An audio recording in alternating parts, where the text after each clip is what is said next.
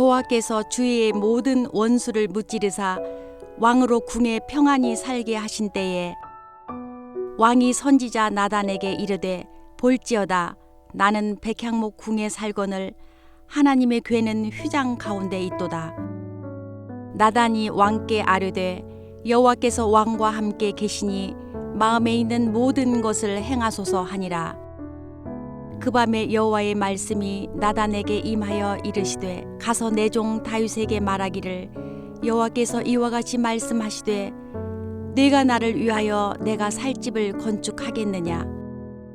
내가 이스라엘 자손을 애굽에서 인도하여 내던 날부터 오늘까지 집에 살지 아니하고 장막과 성막 안에서 다녔나니 이스라엘 자손과 더불어 다니는 모든 곳에서 내가 내 백성 이스라엘을 먹이라고 명령한 이스라엘 어느 지파들 가운데 하나에게 내가 말하기를 너희가 어찌하여 나를 위하여 백향목 집을 건축하지 아니하였느냐고 말하였느냐.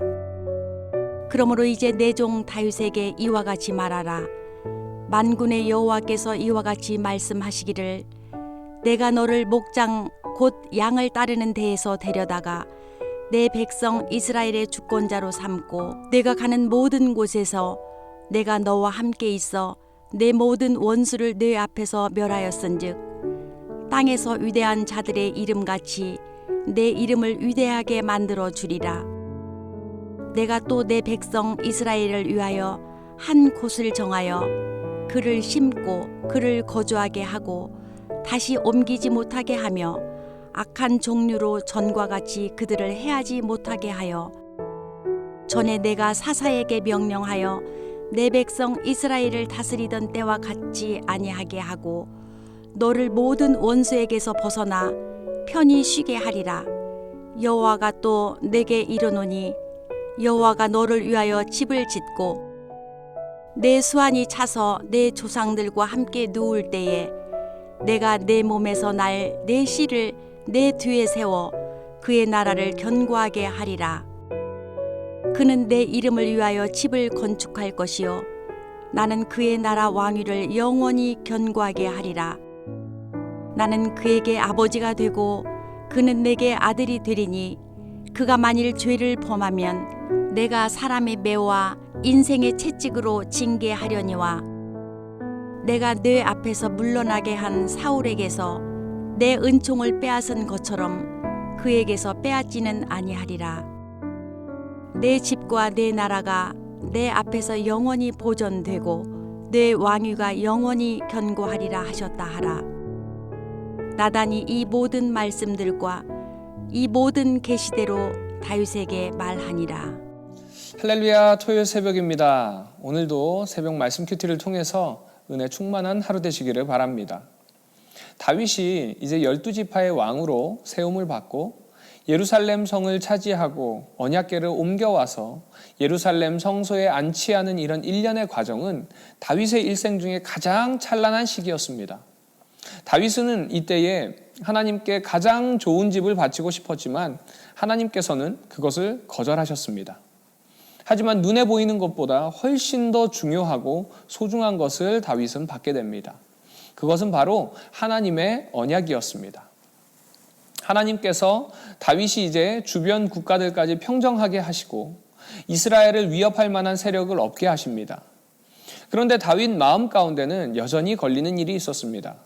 자기는 백향목 왕국에서 사는데 언약궤는 여전히 성막, 천막 안에 있다는 사실이었습니다. 그래서 다윗은 선지자 나단에게 하나님의 뜻을 묻습니다. 그리고 나단은 지금 이 다윗의 뜻이 하나님께 받아들여지리라 생각했었던 것 같습니다.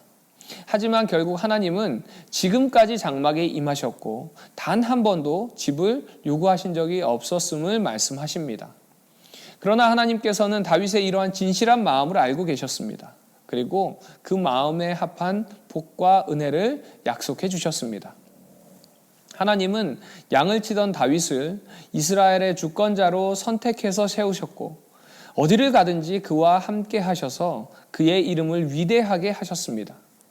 또한 이스라엘이 약속의 땅을 차지해서 흔들리지 않게 하시고 어떠한 원수도 이제 다윗이 다스리는 이 이스라엘을 흔들지 못하게 하실 것입니다. 그리고 하나님을 위한 집을 세우고 싶다던 이 다윗에게 거꾸로 하나님께서는 그를 위해서 집을 세워주시겠다라고 약속하십니다. 이 집이라는 원어를 보면요, 이 집이라는 의미 속에는 형태적인 집의 의미도 있지만 가문, 집안, 가족이라는 의미도 함께 포함되어 있습니다. 그러니까 하나님께서 지금 다윗에게 약속하신 이 집은 바로 다윗의 왕조를 세워주시겠다라는 약속입니다. 하나님을 위해서 백향목으로 성전을 지어드리겠다는 이 다윗의 진실한 마음을 하나님께서는 기뻐 받으시고 놀라운 축복을 약속해 주신 것입니다. 하나님은 다윗에게 성전 건축을 허락하지 않으셨지만 놀라운 은혜의 언약을 허락해 주셨다는 것입니다. 아들 솔로몬을 통해서 성전을 건축하게 하실 것이며 죄를 범해도 이제 사울처럼 왕위를 빼앗지 않으시고 다윗의 왕위를 끝까지 영원히 견고하게 지켜주실 것을 약속하십니다. 하지만 이 약속은 역사 속에서는 성취되지 않았습니다. 그 이유는 우리가 잘 아는 것처럼 다윗의 왕가는 결국에 무너졌기 때문입니다. 하지만 하나님의 약속은요, 다윗의 후손으로 오실 그리스도의 영원한 왕권을 약속해 주신 겁니다. 그 나라는 이 세상의 이스라엘 왕국이 아니라 다윗의 후손 예수 그리스도로 말미암아 이제 다스리게 되는 영원한 하나님의 나라를 이야기한 것입니다. 이 언약은 예수 그리스도께서 성육신하시고 십자가에 죽으시고 부활 승천하시고 이제 재림하심으로 완전히 성취되게 됩니다. 다윗이 준비하고 솔로몬이 건축한 성전은 역사 속에서 결국 무너졌습니다. 이는 사람이 지은 성전은 영원하지 않다는 것을 보여주기도 합니다.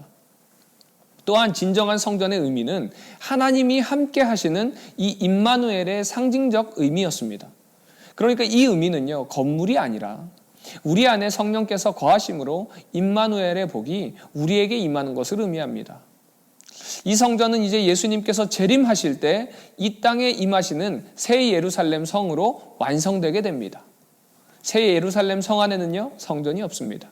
왜냐하면 하나님이 성도들과 함께 거하시는 그곳 전체가 바로 성전이기 때문입니다.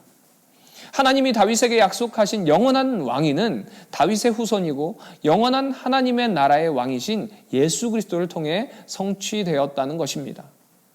사람이 지은 것과 달리 하나님이 지으신 성전과 하나님의 나라는 영원한 것입니다. 성전과 하나님의 나라의 핵심은 그리스도를 통해 하나님이 우리와 함께 거하시는 임마누엘의 그 언약의 성취입니다. 성도는 성령께서 거하시는 전입니다. 하나님의 나라가 완성될 때까지 주님과 항상 동행하며 거룩한 삶, 성전의 삶을 살아가야 하는 것입니다. 사랑하는 우리 성도님들, 오늘 하루의 삶 속에 여러 가지 일들도 있지만 하나님께서 다윗에게 하신 이 약속은 지금 우리에게도 동일하게 하신 약속이라는 것을 믿으시기 바랍니다. 이 약속을 믿고 우리와 동행하시는 하나님과 함께하는 큰 축복을 경험하시고 누리는 하루가 되시기를 소망합니다.